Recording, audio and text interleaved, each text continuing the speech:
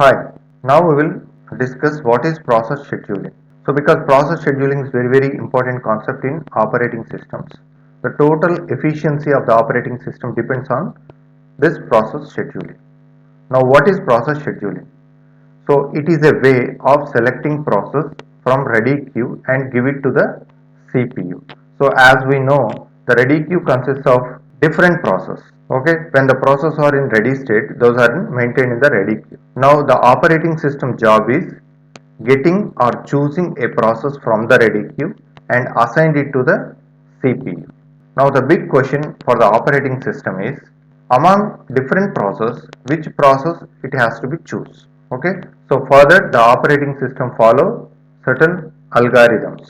Each algorithm has a criteria. Based on the criteria, it select a process based on the arrival time, based on the importance, based on the execution time, etc. So now we will understand what are the different process scheduling algorithms available. So we have different scheduling algorithms available, and broadly these algorithms are classified into two types. Here the first one is non-preemptive algorithms. Non-preemption means not forcible.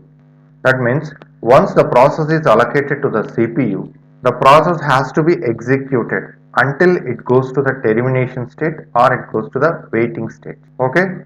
So meanwhile, the process cannot be forcibly taken away from the CPU. So this mechanism is called non-preemption. Okay, only if any interrupt occurs, it moves to the ready state. If any IO event, it moves to the waiting state. Otherwise, the operating system cannot forcibly take that process and put it into the waiting queue. So this kind of mechanism is called non-preemption. The algorithms which follows this kind of mechanisms are called non-preemptive algorithms. And the second category we are having is preemptive algorithms. So preemption means forcibly operating system take the process from the running state and put it into the waiting.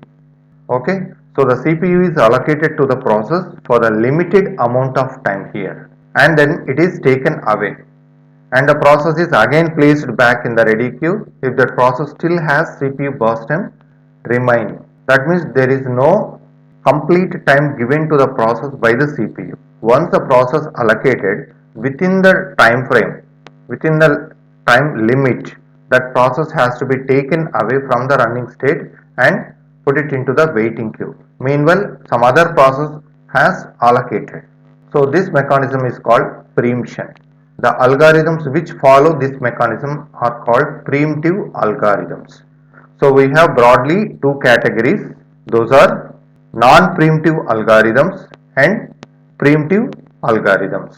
And we have non-preemptive algorithms like FCFS algorithm, first come first serve, SJF, shortest job first, multi-level queue algorithm. So all these algorithms are non-preemptive based but have different criteria. That means in first come first serve, based on the process arrival time into the ready queue, that process has to be allocated to the CPU. In shortest job first, it calculates the execution time of the process. If any process having less execution time, that process has to be assigned to the CPU. Like that, we can implement multiple queues for scheduling. So these three algorithms follows non-preemption, so that we call it as non-preemptive algorithms. Coming to the preemptive algorithms, we are having SRTF algorithm, shortest remaining time first algorithm, priority based algorithm, and round robin algorithm.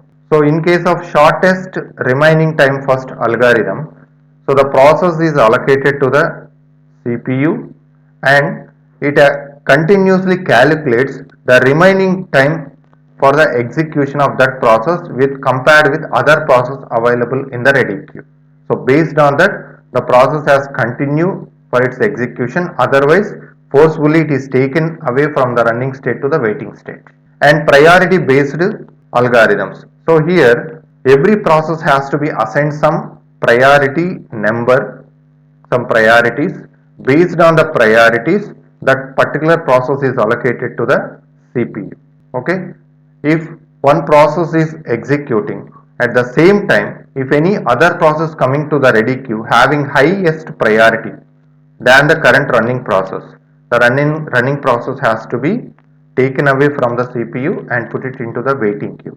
That high priority process is assigned. So like that priority based algorithm works. And finally we have round robin algorithm. So here we have to take some time quantum, that is time limit. We are assigning time limit for each and every process. So within the time limit, whether the process completes its execution, it's okay. Otherwise, it is going to the waiting queue. Meanwhile, some other process has to be assigned. So every process has to be executed based on the time limit only.